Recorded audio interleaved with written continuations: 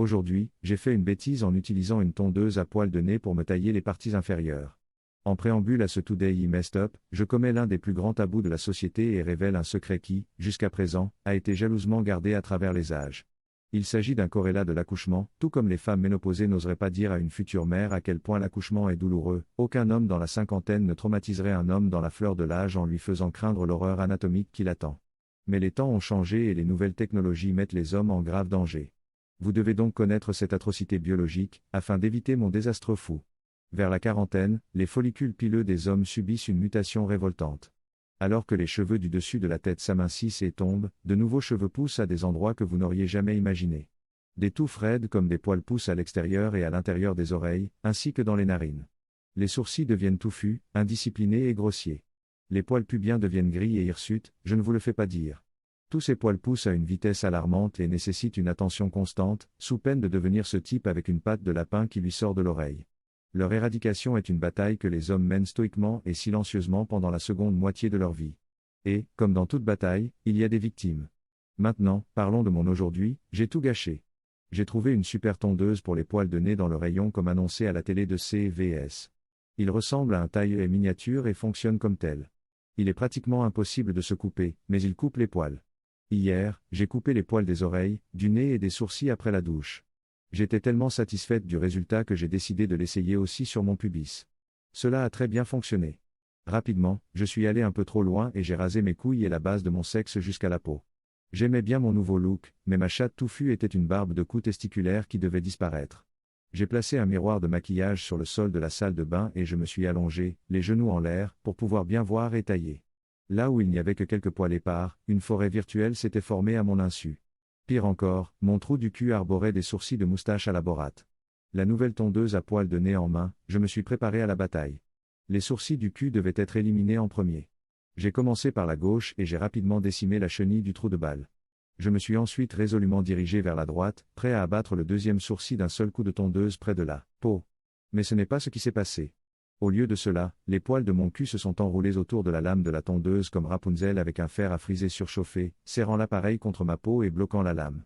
Les poils étaient arrachés de ma chair et la douleur était atroce. J'avais beau essayer, je n'arrivais pas à retirer la tondeuse. En la remuant, je tirais encore plus sur les poils. En la redémarrant, je perdais la partie, les poils étaient encore plus serrés contre la lame. J'ai marché nu jusqu'à ma chambre, une main tenant la tondeuse attachée entre mes fesses, et j'ai cherché mes ciseaux à cuticule. Je n'ai pas trouvé de ciseaux à cuticule. J'ai cependant trouvé un couteau à tapis. La douleur insupportable engendre le désespoir. De retour sur le sol de la salle de bain, j'ai essayé en vain de me libérer, entaillant 2 fois la chair la plus tendre et faisant couler le premier sang de la bataille.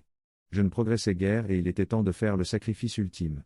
Après une prière appropriée, j'ai serré fermement la tondeuse et me suis fait un harakiri inversé, façon cire brésilienne, en arrachant la lame de la tondeuse ainsi que son piège à sourcils. La douleur aveuglante m'a laissé recroqueviller en fœtus, hyperventilant, tandis que le sang s'écoulait lentement le long de ma raie des fesses. J'ai décidé de partager mon aujourd'hui, j'ai foiré et d'exposer le cruel secret de la vie dans l'intérêt supérieur de l'humanité, afin que d'autres puissent éviter d'être la proie des merveilles technologiques des outils d'épilation tels qu'on les voit à la télévision. Jeunes hommes de Reddit, je vous prie de tenir compte de mon avertissement. Ne partez pas doucement dans cette bonne nuit. Ragez, ragez contre la mort de la lumière. Trop long. Je n'ai pas lu. J'ai utilisé une tondeuse pour les poils de nez sur des sourcils troués, et je me suis déchiré un nouveau poil. Eddie. J'étais à peu près sûr que ce Today I Messed Up serait populaire mais je suis vraiment époustouflé. 57 000 votes en une journée ? 54 récompenses. Mon post est dans la même catégorie que le couteau à noix de coco et à caca ? C'est une grande leçon d'humilité. Je vous remercie. Beaucoup d'entre vous m'ont fait des compliments sur mon écriture, et vous n'avez pas idée de ce que cela représente pour moi. J'ai travaillé comme rédacteur technique dans l'industrie de la construction pendant des décennies. Je suis en train d'écrire un livre, mais j'ai calé plusieurs fois. Vos compliments me donnent l'inspiration nécessaire pour le reprendre.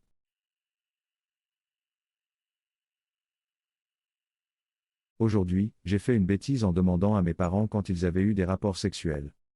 Non, ce n'est pas un clickbait, c'est mot pour mot ce qui s'est passé. Obligatoirement, ça ne s'est pas passé aujourd'hui, mais je n'ai jamais raconté cette histoire à personne, alors je me suis dit qu'il fallait que je le fasse avant de mourir. Quand j'avais environ 7 ans, mes parents nous ont emmenés, ma petite sœur et moi, au parc, comme le font les parents. Quelqu'un avait graffité le mot F sur le toboggan et, en enfant curieux que j'étais, j'ai demandé à mon père ce que cela signifiait.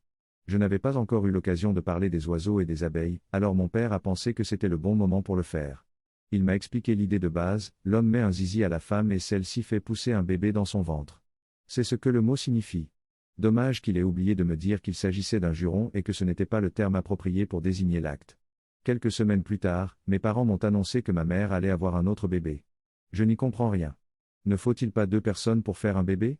Je n'ai jamais vu mes parents faire une telle chose. J'ai donc dû demander. Quand l'avez-vous fait? Ma mère s'est évidemment emportée et a exigé que je lui dise qui m'avait appris ce mot, si c'était un des enfants du quartier ou quelqu'un de l'école. Je lui ai dit que c'était mon père qui me l'avait appris. Inutile de dire que mon père n'a probablement pas reçu d'autres F pendant un certain temps après cela. Trop long. Je n'ai pas lu. Mon père m'a dit ce que signifiait le mot F mais a oublié de me dire que je ne devais pas le dire. J'ai fini par demander à ma mère pourquoi je ne les avais jamais vus faire un bébé de la manière la plus inappropriée qui soit.